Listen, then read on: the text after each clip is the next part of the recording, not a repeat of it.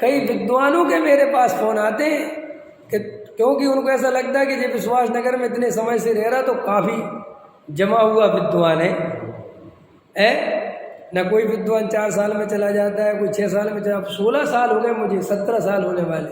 तो कई विद्वान फ़ोन करते हम तुम्हारी दिल्ली आना चाहते, हम तुम्हारे विश्वास नगर आना चाहते। तो मैंने कहा मैं क्या करूँ, आ जाओ।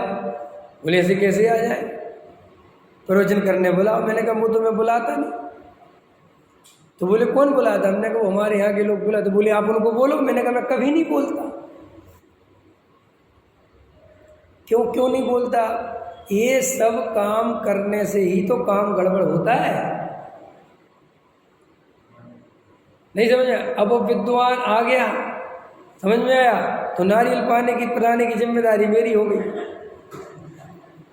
क्या क्यों? कि पंडित जी आपके मित्र हैं, आप नहीं बुलाया, देखो जाओ। अब लो आप फिर वो ढंग के प्रवचन नहीं करे यार, तुमने कैसा विद्वान बुला दिया यार, लोग ही नहीं आ रहे। अब बताओ जी, व्यर्थ के उपयोग को खराब करने की बात है कि नहीं?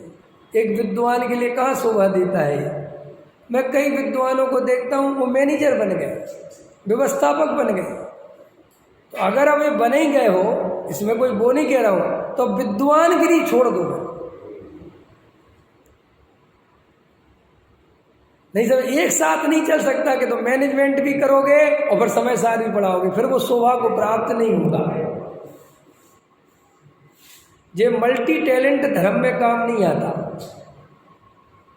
समझ में आया? मल्टी टैलेंट होता है ना, अपने कई विद्वान मल्टी टैलेंट वाले हैं, दान भी इकट्ठा करा देते हैं, नचवा भी देते हैं, गा भी देते हैं, फिर समय सारी पढ़ा देते हैं, व्यवस्थापक भी बन जाते हैं फटाफट।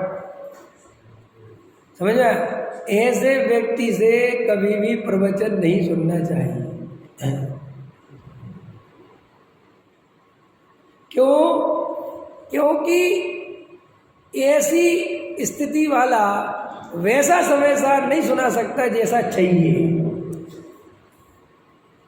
अच्छा बताओ जैन साहब, इंजीनियर साहब,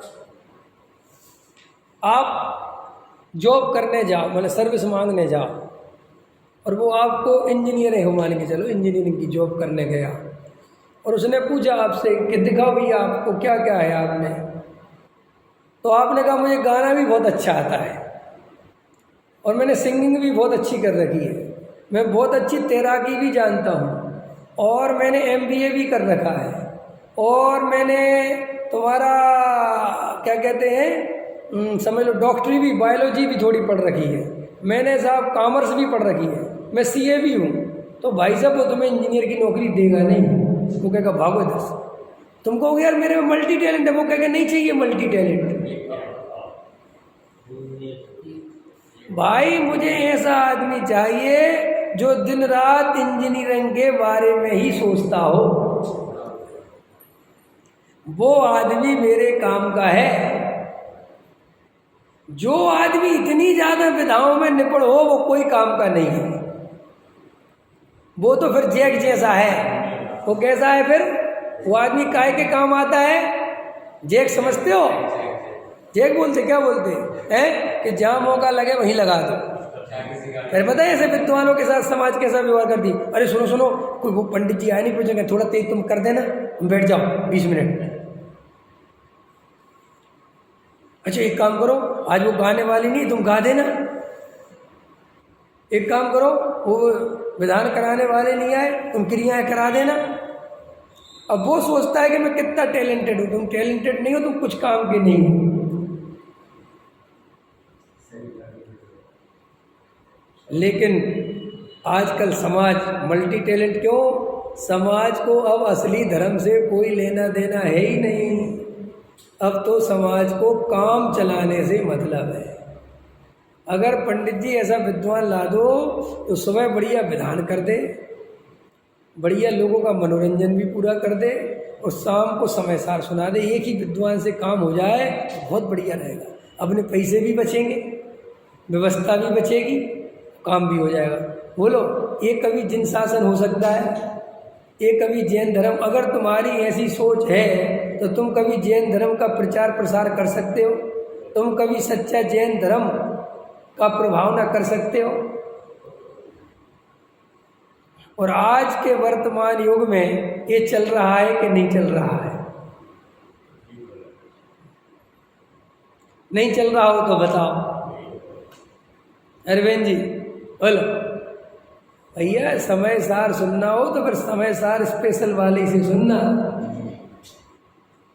और अगर गाना गंवाना हो तो फिर उस गाने वाले ही को बुलाना। भैया ये बहुत अच्छा गाते हैं, इनको ही बुला, और ये बहुत अच्छा पढ़ाते हैं, इनको बुला। समझ में आया?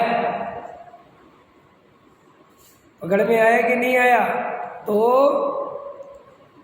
अगर आपको मैनेजमेंट करना ही है तो आप फिर मैनेजमेंट में ही चले जाओ, आप विद्वत्ता को भूल जाओ। कई विद्वान ऐसे होते हैं, पहले तो ध्यान देते नहीं, लग जाएंगे सामाजिक कामों में, इसमें उसमें। बाद में उनके जब 35-40 साल के होंगे तो भावनाएं जगती कि मैं भी विद्वान हूँ, मैं भी विद्वान हूँ। अब मैं भी विद्वान हूँ तो करूँ क्या? शुरू से स्वाध्याय में क्यों नहीं लगे? वेद ज्ञान में क्यों नहीं लगे? क्यों लग गए दादा समाज के कामों में? बोलो दिनेश जी। अभी जानते हो ऐसे विद्वानों को जो सेठियों का थैला उठा के चलते रहते हैं। देखो, जो शास्त्री विद्वान शास्त्री कर गया वो शास्त्री हो गया। 21-22 साल की उम्र हो गई, बात खत्म हो गई।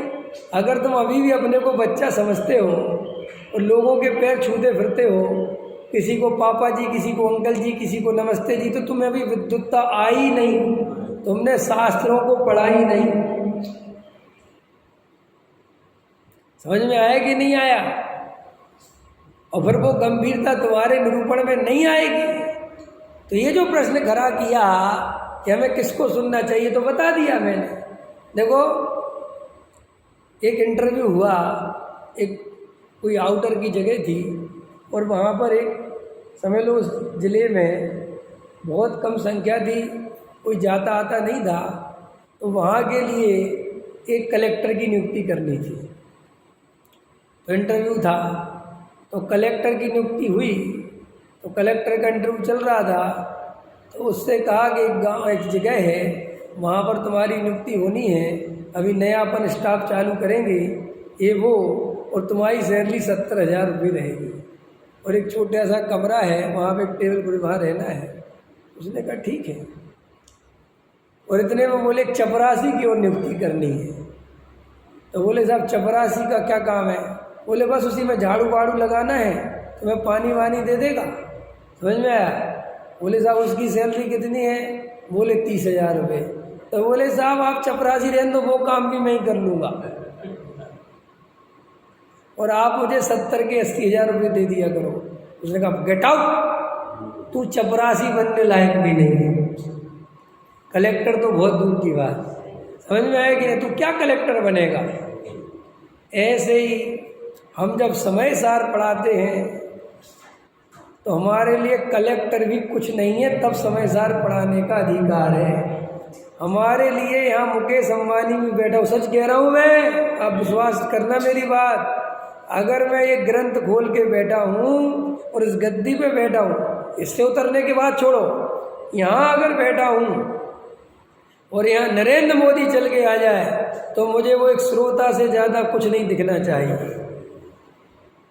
यहाँ मुकेश अंबानी चल के आ जाए तो मुझे वो श्रोता से कुछ ज़्यादा नहीं दिखना चाहिए, और अंदर ये भावना आना चाहिए कि इसका उदय ठीक है, जो ये बात सुन ले समझ ले तो बहुत बढ़िया बात है। मुझे उसकी महिमा नहीं आनी चाहिए, तब है मैं विद्वान। और विद्वान अपना प्रवचन करके रोक के सेठियों की कुर्सी लगवाता फिरे। समझ में आया कि नहीं आया? वो काय का विद्वान है? जिसे पैसे वालों की इतनी महिमा आती है कि उनको देख के उसकी टोन बदल जाती है, वो काय का विद्वान है? और सुनो अच्छे से, जो भी विद्वान, जो भी संत साधु सामाजिक कार्यों में इन्वॉल्व होगा, उसे राजनीति करनी ही पड़ेगी। राजनीति के बिना समाज नहीं चलता। समझ में आया कि नहीं आया? फिर आपको समझौते करने पड़ेंगे, मायाचारी करनी पड़ेगी, झूठ बोलना पड़ेगा, झुकना पड़ेगा, ये सब करना ही पड़ेगा। और तुम्हें पूजना हो तो भी ये सब करना पड़ेगा, क्योंकि ये जमाना इतनी आसानी से पूज्यता देता नहीं है। जब तुम जमाने के हिसाब से चलते हो तो तुम्हें जमाना पूज्यता देता है। अगर मैं किसी सेठिया से मुझे पूजना है तो मुझे उसकी प्रशंसा करनी पड़ेगी। अगर मैं सेठियों के खिलाफ बोलूँगा तो सेठिया मुझे बुलाएंगे कभी? बोलो, बुलाएंगे? और मुझे सेठियों को पूजना है तो क्या करूँगा? बस चालू कर दूंगा सेठियों की पूजा, और फिर मैं बाद में तुमसे कहता फिरूँगा, पता है उनसे हमारी बहुत पहचान है, पता वो हमारे बहुत मानते, अरे वो तुझे मानते मानते कुछ नहीं, तू झुकता है रे भाई।